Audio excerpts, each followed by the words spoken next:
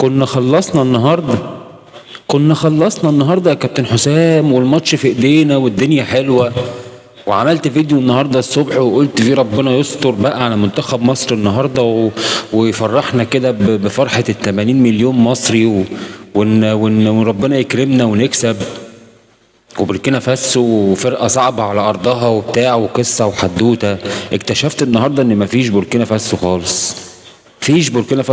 الفوز كان في ايدينا واحنا ضيعناه يا كابتن حسام. يا حسن، طب انا نفسي افهم. طيب قول لي، طيب انت في بينك ايه وبين مصطفى محمد؟ انا عايز اعرف ايه اللي بينك وبين مصطفى محمد. ده رقم واحد. رقم اتنين، ازاي يبقى ماتش بالسهوله دي وما نكسبهوش؟ كان ممكن نرتاح بدري بدري ونخلص الماتش بدري بدري وما نستناش بقى النقطه اللي فاضله عشان خاطر نصعد والكلام ده كله.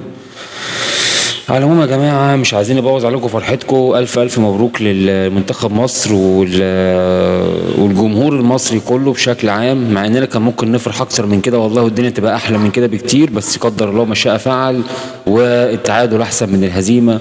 ومحدش كان متفائل بكده خالص، وإن شاء الله اللي جاي أحسن. وبرضه هقول لك يا كابتن حسام، كان ممكن نكسب والله.